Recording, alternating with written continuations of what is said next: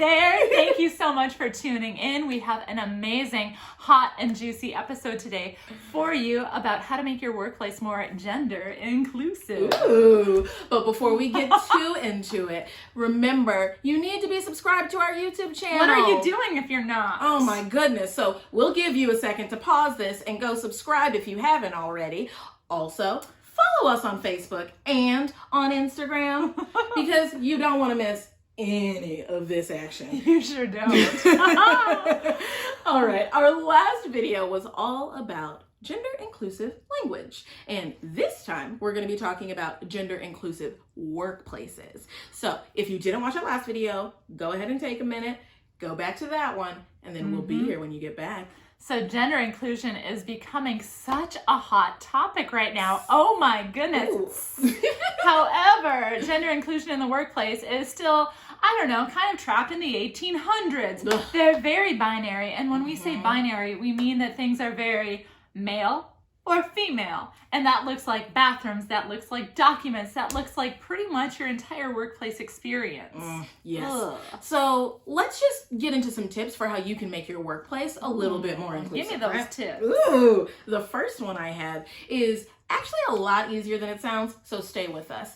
This is all about the restrooms that you have at your workplace. Now, I know you're thinking, We all gotta go. we do all have to go, and sometimes while we're at work. So a lot of our workplaces, though, have signs that say men and women.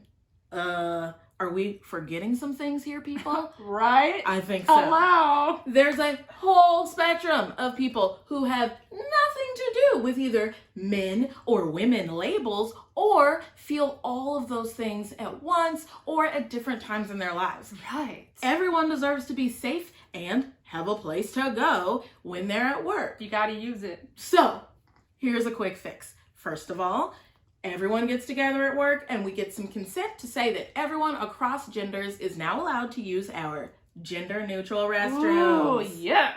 All you really gotta do is replace those signs. You don't need them. So instead, put all gender or gender neutral signs on the restrooms and make sure that everyone knows that anyone can use the restrooms that most affirm their gender identity. Now, something that we mentioned last week is that sometimes the way that you identify on the gender spectrum can change. So keep in mind that there is a big issue here that we can all contribute to regardless of how we identify, which is that if everyone's going to be safe in the restroom, that means we have to make it safe. Don't make it weird. Don't make it awkward. Don't make it uncomfortable. Like Porscha said, don't make it weird. Don't raise your eyebrows. Don't be like, oh, I see what restroom they're going into. Don't do that. Yeah. Don't gossip about people. Don't tear people down. Instead, come from a place of compassion and understanding that people, depending on the day, depending maybe on the hour or the meeting that they're just coming out of, are going to choose the restroom that makes the most sense for them, where they feel the safest.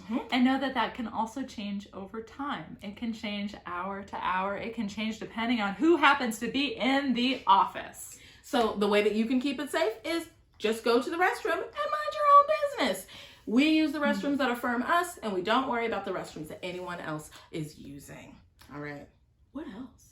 So much more. So the next thing is pronouns. Oh my goodness. This is a really easy one to make your workplace a lot more gender inclusive, especially if you are in a workplace where you might be working with external people. So thinking about potential funders that might want to work with your organization or business, or maybe different clients that you want to contract with, you can send a huge message to them. Listen up, y'all. Simple. When you meet with them, just share your name and your pronouns, and then that sends a huge message to them that you are a gender inclusive workplace that is not to be messed with.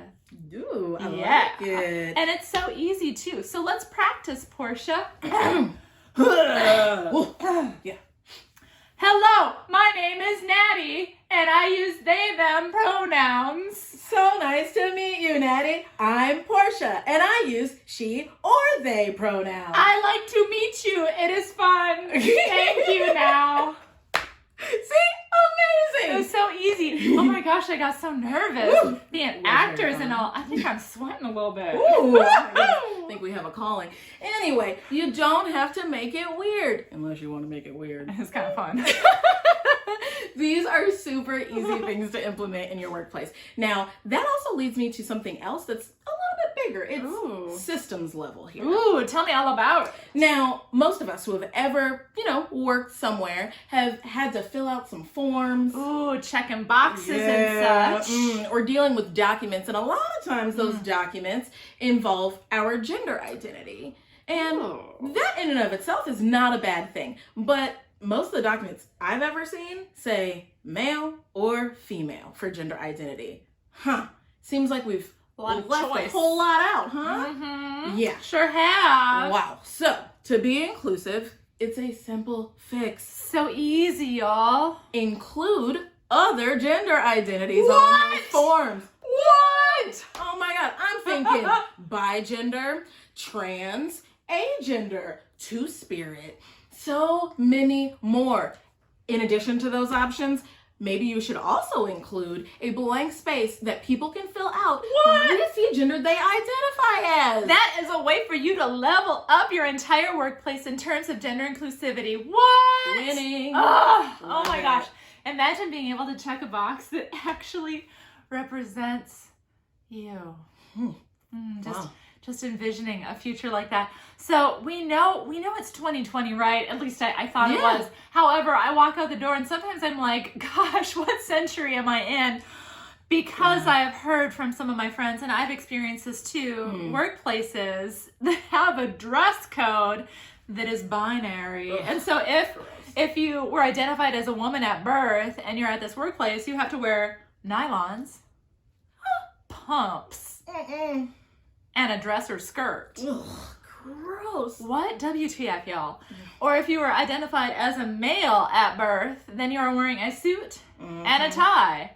Especially if you're in a more conservative workplace. However, it was less than 20 years ago when I was a teacher and my school required me to wear nylons and closed-toed heels. That wasn't that long, y'all. Not at all. And unfortunately, have the same experience. I worked at a couple of schools that had very binary dress codes. Gross. This is just so oppressive to people, not just people who don't identify as male or female, but to everyone. Dressing professionally has nothing to do with your gender identity. Nothing. Surprise. Yeah.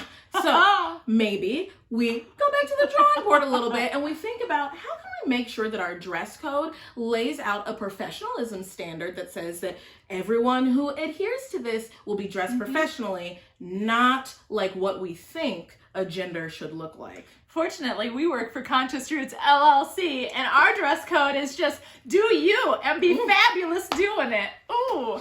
So you could just take a page out of our book and do that for yourself and your own workplace. Yes. We trust all of you out there to make this happen wherever you work. Yes. All right, so tune in next week. Thursdays, 2 p.m. Central, we have brand new videos that drop, and they're filled with luscious content. Ooh, luscious. I love that. That sounds so You're fun. welcome. Also, make sure you've subscribed to our YouTube channel if you haven't already. And that you are following us on Facebook and Instagram so that you never have to miss a minute of these shenanigans. Because you think that what we're doing here is pretty wild and spicy. Wait till you see what we do on our social media. We just level it up. They're not wrong. So thank you so much for tuning in. Thank you for being you. We've got to get back to our books. So we'll see y'all later.